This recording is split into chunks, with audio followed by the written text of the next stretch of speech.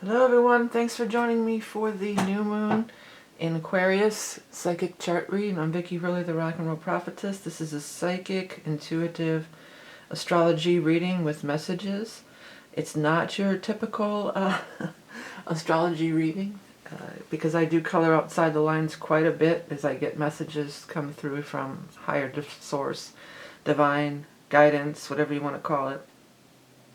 But this is the chart of the new moon in Aquarius. And I mean, Aquarius energy. Well, what caught me when I opened the chart up was the date. 21121. 21121. We've had all these palindromic dates going on back in January, if you weren't aware. You know, there was, every single one starting in the 20s. You know, it was 12021.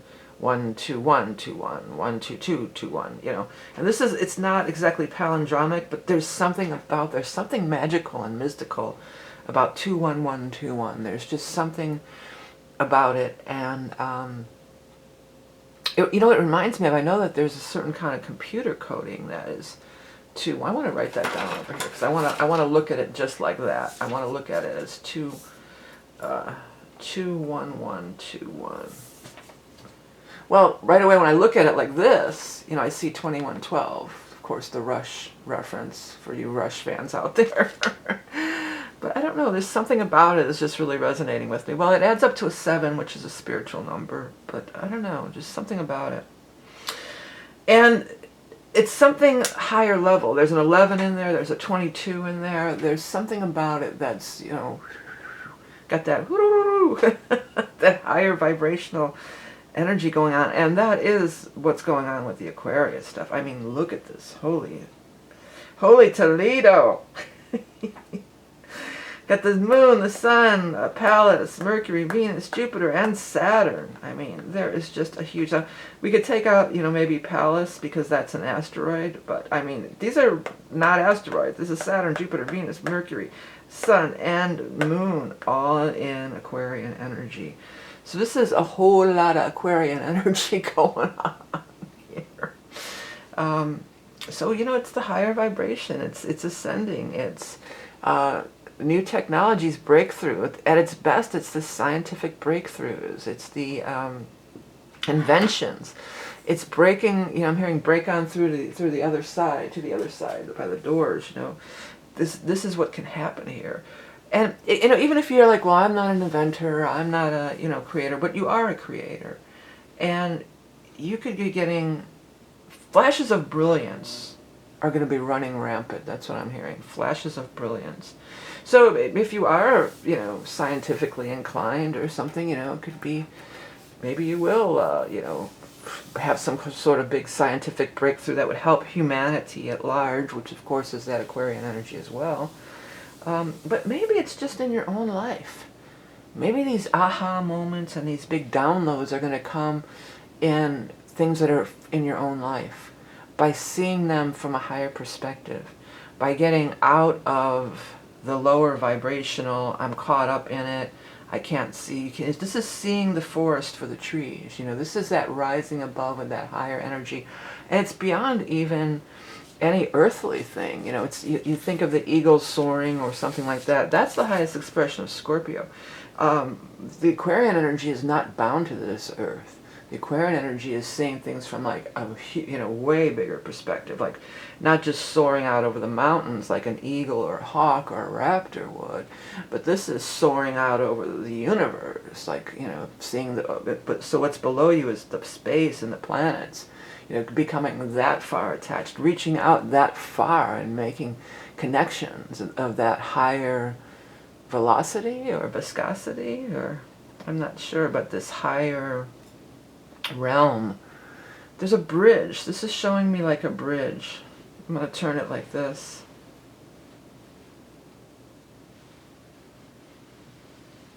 Hope the screen doesn't flip, but look at it like this.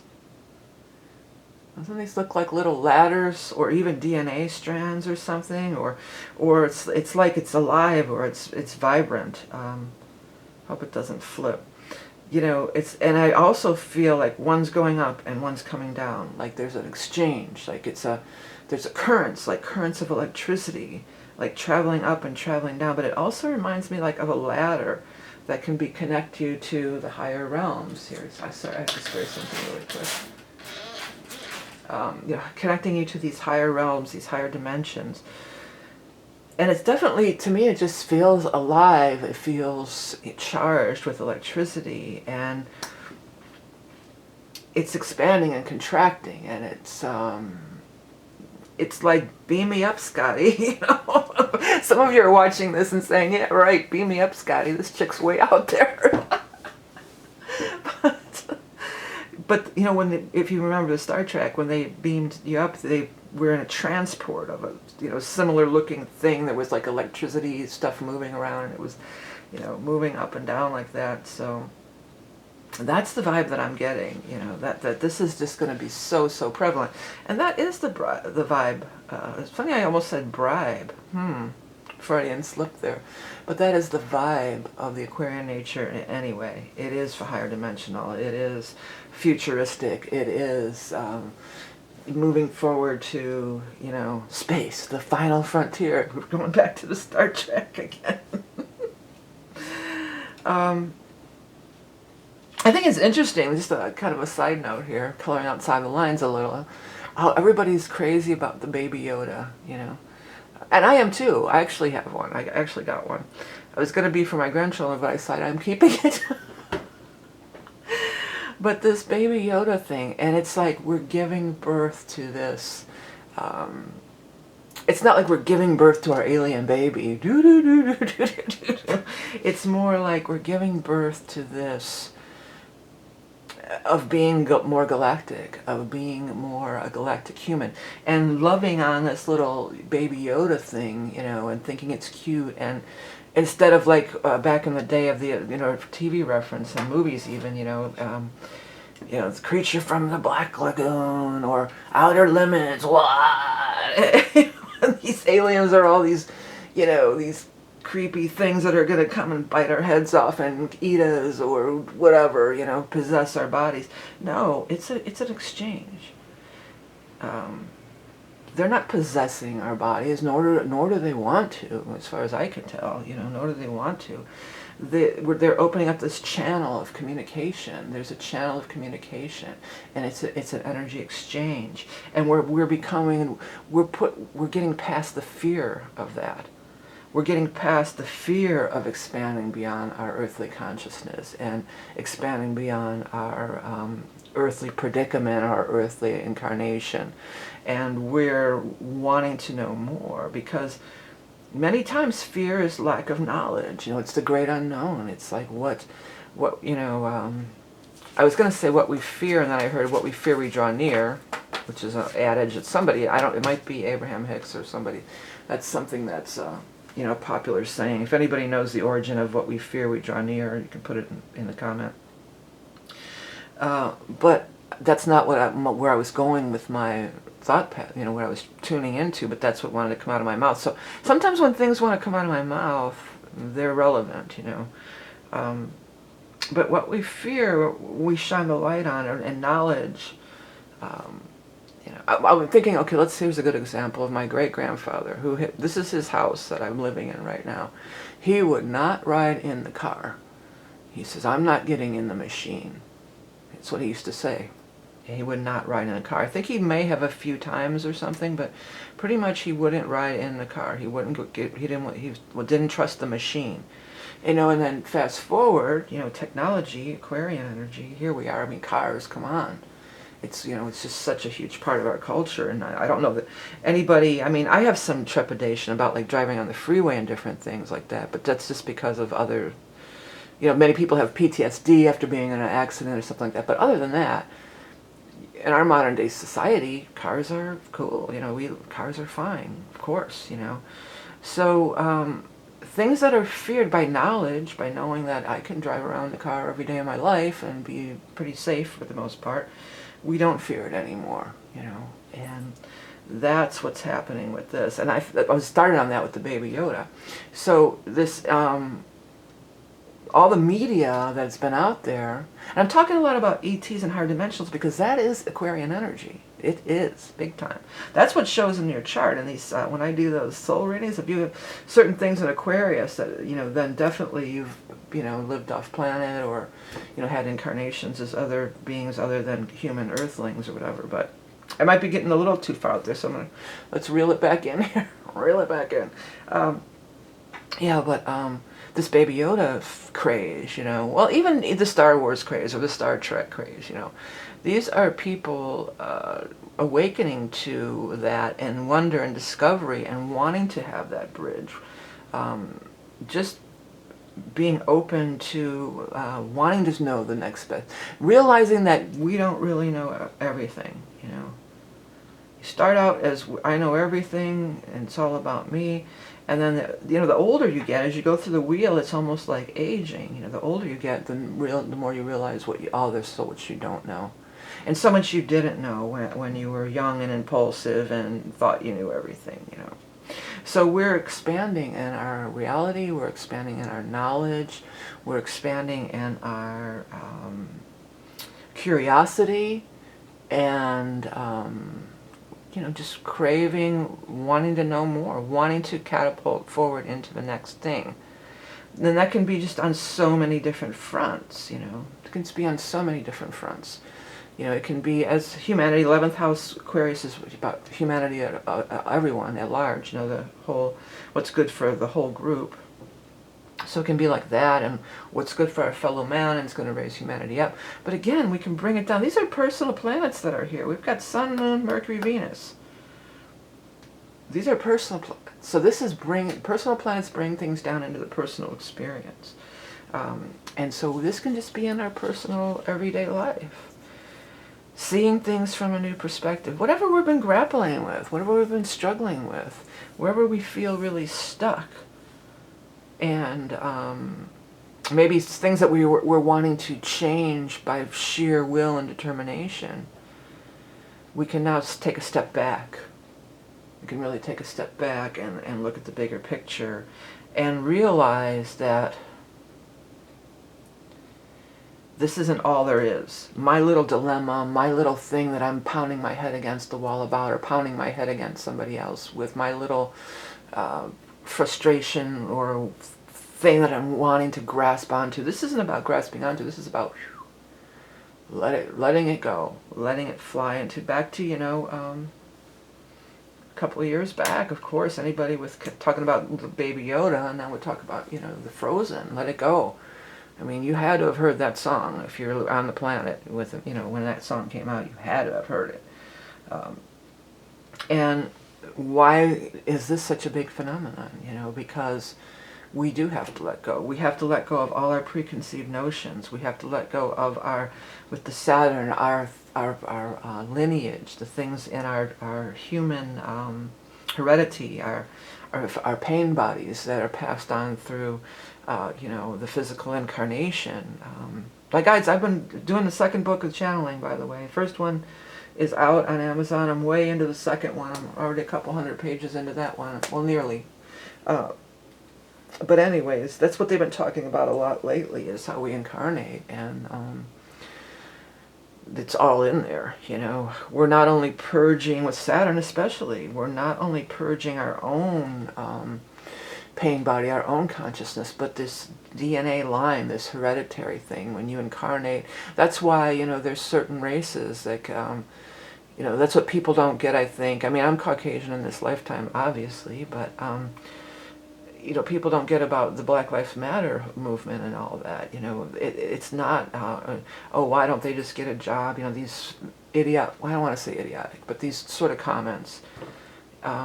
It's in this physical being. When you incarnate into this physical body, there's all sorts of hereditary trauma and stuff that's in there. So you're not only purging your own stuff that happens to you in this incarnation, you're purging all your ancestral lines, suffering and hardships and trauma, and your past life also. You as a soul, on your soul growth and development, you're purging all that. I mean, you don't have to go that deep or look at it that way, but it's definitely a time of taking things to a higher perspective. And see how in your personal life that you are, how you can take, it's usually whatever you're really fixated on, you know. What are you really fixated on? What really makes you angry? Or what do you want to change? Or what do you want to shake your finger at and say, blah, blah, blah, you're wrong, or whatever. Whew. Let that dissolve. Even, it's not even about saying, okay, no, you're not wrong, you're right. It's just like, does it really matter in the big scheme of things? Is this what I came to Earth? There was a great meme going around with this guy. He says, yeah, it was an older dude, and something like, oh yeah, at this age, I don't have much time left in my life. I'm going to spend all my time on social media arguing about politics. You know, that's it, you know. Even if you don't want to figure out or care to know or believe in, you know, that you're here as a divine being to you know, fulfill some sort of incarnational, you know, soul mission thing, you know. I mean, that's what I believe, but even if you don't believe that, you could at least just free it up within your own stuff, you know. Free it up within yourself. That's what this is. This is what this is ultimately about. Everybody talks about ascension. This is it. Talk about ascension. This is it right here. Aquarian energy is... oops, I'm trying to get the... I was trying to get it to come back on, and it went the other way. Here, there we go. Got it back. Sorry about that. And it's technology, too. It's the dang technology, Aquarius energy. And Mercury is retrograde. But, yeah, you know, I try not to really dwell on this Mercury retrograde stuff too much. You know, it can affect you, but it also cannot. You know, my whole life doesn't come to a screeching halt because Mercury goes retrograde, you know. But anyways, a way that we can use this positive Mercury retrograde energy is, it is going over the past and reviewing the past. And so we've got this whole huge conglomeration, this huge stellium, this huge focus on going into the future, but we can also look at the past. And Saturn is the past too, it can be. I think of it as the past. Saturn is also the wise elder. So it's learning from our experience. Saturn is like the parent that tells you don't touch the stove because it's hot. That's very good, useful energy. But Saturn, you know, the downside of it, it can also keep you in fear. It can be inflicting fear in you. It can be inflicting restrictions. It can be the very stern parent who's very controlling and domineering and things like that. If it's not, it doesn't have to be a parent either, you know. But what is stern and controlling and domineering in your state of being, in your consciousness? What is holding you back from true expansion and true fulfillment of your soul mission and your incarnational? You know, did you come here to, you know, be pissed off and fight with people on social media, or hate other people, or, you know, try to control other people and make them do what you want them to do? Lead by example. That's another big thing of the Aquarian energy, is leading by example. Do what I do. You know, walk your talk. Don't, and if somebody else isn't walking on the same path that you know, be detached from just letting, you know, just, well, that's their path to walk, that's fine. This is about being detached from that.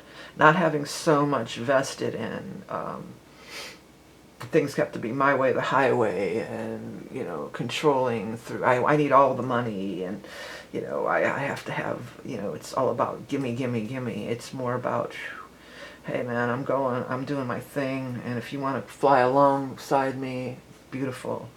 If not, you know, I wish you peace, I wish you love, you know, but I'm moving on. Okay, now what's going on with this sun and moon? Is it hitting, other than this Aquarius stuff? Oh, it's squaring the Mars. Oh, lovely. Oh, boy. Yeah, it's squaring the Mars, and it's squaring Mars with Lilith. This can really be some huge anger. You know, there's still anger brewing in Taurian, in the Earth energy here. But I still say Uranus, which, by the way, I'm doing a little too much scrolling here. I don't want to freak people out. When I speak of Aquarius and Uranus being connected, it's because it's all the same energy, okay? So Uranus is the ruler of this whole thing we just were talking about through the whole video. And by Uranus being in Taurus, we can connect. It is at its best. Hopefully, it is grounding in this galactic, and it is, you know, reinforcing and giving structure to that bridge that I was seeing before. Ooh, did I get chills down my legs on that one? Woo! You know that.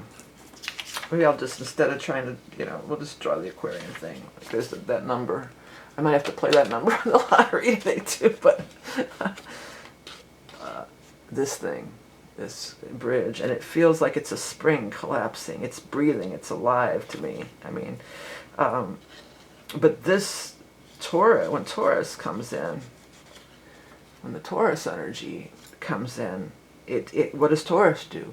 It grounds it into the earth. It makes it, reinforces it. It gives it strength. And oops, I'm sorry, I hit that mute button on that. It gives it strength, and it gives it, you know, it really grounds it down into reality, hopefully. It can go the other way, you know, it can be the Taurian energy, when the Aquarius energy, it's salt, vinegar and water, you know, it's a square. And they're both they're fixed signs. So it can be, no, I don't believe in that shit, you're a nutcase, I'm not dealing with you, you know, you're wrong, you're wrong, you're wrong, clash, clash, clash. And especially when Mars is involved there too. Mars is, you know, that warrior energy. It can be the aggressor. And Lilith, you know, I always stick up for Lilith. I always feel like Lilith gets a bad rap, but she can be. She can unleash the fury. Unleash the flurry. The fury and the flurry of, you know, hell hath no fire like a woman scorned. That's Lilith, you know. So these two teaming up and squaring all this, you know, it can be intense. But this is where the new moon is. This is where the Jupiter is, and the Venus is, and all the good, you know. This is where the power is. So we want to go to the best, the highest expression of the Aquarian energy. And that's all the stuff I just talked about, you know, being for humanity, taking that higher road, going in that higher direction. All that stuff there. The part of fortune lies here in this Cancer energy too. So that's always nurturing, loving, bringing it home, nurturing yourself, loving yourself. So somebody's being really aggressive or something like that, you know. Just bring it back to, you know, loving yourself. They have this all trining. Yeah, this stuff is trining the North Node. It can be really valuable. One of the things that can be really valuable is like writing down your thoughts with the Gemini North Node. And journaling is really becoming just so popular since the node is, I mean, it's been always been popular, but it's just becoming really, really popular, journaling. And that is a good way, whether it's just, you know, writing down your thoughts and ideas. I mean, you should be writing down your thoughts and ideas anyway, because with the Aquarius energy, with these downloads, they can be really fleeting. I have that problem. If I don't write, that's why sometimes I'll say, wait, when I'm doing the reading, let me write that down, because otherwise, you know, it's gone. You know, it's fleeting. It's there and then it's gone. So when it's there, write that down. Write that shit down, man. And then it's, this is also, we got squaring here, squaring the Vesta. Yeah, in Virgo. Well, the positive side of this would be, you know, we want to do a good job. Virgo wants to do a good job. Virgo wants to be very thorough and do a good job. And, you know, make it as perfect as it possibly can be. There's no perfection, but it wants to make it perfect as it possibly can be. And this is also sextiling with this this part of fortune. If you have stuff, if you've got planets at, you know, 16, 17, you know, degrees here, well, even the 23, but especially in here, because that's hitting off with a lot of other planets. Mars is at 18. If you have stuff like that in your chart and at those numbers, then you're going to be, you know, really affected quite a bit by it, probably. And by the same token, with the Aquarian energy, where does that fall in your chart? And if you don't understand that, I have that little course on astrology And I have a thing to get a free chart on my website, and then I have that little course that kind of explains it, where the houses are. So whatever house this is in, besides the degrees of the planets that it's hitting you, because it's going to, of course, affect everybody in different ways, but also like the, what house is all this stuff going on in? Because this is the focus. This is the big, ta-da. This is the big thing here. I happen to notice here too, we've got Lilith trining Pluto. So we've got, they want to work together. Lilith wants to work with Pluto. Oh, what a pair, huh? If you go to the mythology, both are super, it reminds me of, which I hate that, looking at that from, I'm thinking of like The Taming of the Shrew popped into my, well actually Elizabeth Taylor and Richard Burton popped into my head. But I think of that movie of The Taming of the Shrew, which looking at it by today's perspective, it's so, God, was that, but you got to take it in the context of the day. It was, it was Shakespeare. But how they are at the beginning with just all the fighting and the, they're both really they're both really forces to contend with, And I mean, when it's on, it could be on. It could be very passionate. It can be really, talk about making things happen. If Lilith and Pluto could get along for 5 minutes, I mean, I think that they could be a formidable duo there. So big things can happen. Detach from what you think can happen. That's half the time. That's what gets in our way. This is that in conjunct with this Virgo energy. I think it is, or something. I always forget that, but it's the adjustment. We've got to adjust our mind here. Mercury's retrograde. We've got to adjust our mind. The North Node is in Gemini. We've got to adjust our mind and our thinking. And not only just turning off that monkey mind, which I talk about a lot. You got the Neptune at 19 too. So anybody with those degrees, be on the lookout. But anyways, it's adjusting what we believe can happen. Our belief systems are our biggest obstacles. Well, dream your highest dream. That's the Aquarian nature. We're dreaming our highest dreams. So we're dreaming our highest dreams, but then it comes in, but, get rid of those buts. But I can't because first I need this to happen. I don't have the money, or I don't have the education, or I don't have the support system, or I don't, putting conditions on it. That this or that has to be, making it conditional. The minute you make it conditional, then the universe can't work its magic. The universe can work a lot of magic with this. This is doorways opening. This is portals opening. Open that door. Open them wide up and say, come on in. That's what I plan on doing. Like, our highest expressions to come through. Come through, please. Because when we stay in trying to control everything and make it go our way, then it's just not. It's never as good. You're eliminating all the things that you can't see from your 3D perspective. I have a couple of tarot cards I want to pull out of the deck as examples, because that's what this reminds me of. If I can find them. I always have my handy dandy little mini deck sitting right here at all times, and there's the one I'm finding. That's trying to control everything. That's trying to make it, it's got to be, this is what I want, and I'm not budging out of it. It's got to be like this. It's all cut and dry. It's all this and that. As opposed to the Seven of Cups. Now a lot of people like the Seven of Cups and say, oh, it's just a pipe dream, it's nothing, blah, blah, blah. No, the Seven of Cups is this like, being real loose with your manifestations. Being real loose, like, okay, universe, what do you got for me? I want to be happy, fulfilled, prosperous, healthy, the love, this, that. Just put it out there like that, as loose as you possibly can. Living my highest life, my best life, da-da-da-da-da. And then when you do that, instead of saying, I want to have this relationship, I want this job, I want to have this, and this, and cut and dry, this can't come through then. When you leave a lot of wiggle room, when you leave a lot of space in between, and that's what this is all about, space in between the planets, the space in between the galaxies and the universe. And The more space you could leave, the more room there is for magic to happen, for miracles to come through.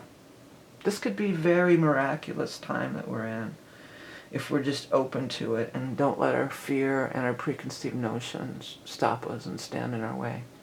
Okay? All right, everybody, so thanks so much for tuning in to my videos. If you enjoy this content, please do hit the subscribe button. I'm not offering any special readings at this time, but I do, if you're interested in this soul mission stuff that I kind of got off on a tangent, I do have that soul reading, and that's where I look at your chart and I look at some key things like the node and Saturn. But it's a psychic reading, and I tune into specific past lives and karma and stuff that you may be working on in this life. Okay, so if you're interested in that kind of stuff, I do have that on my website. Other than that, I'm not offering. Next month we'll start with the ingress readings again for the Aries ingress. But for right now, it's just the usual fare. I also have all the books and decks and everything, so please do check all that stuff out. It all helps me to keep these readings up and going year after year on YouTube. Remember that you are love and beauty incarnate. Have a great new moon in Aquarius. And we'll speak to you soon. Bye.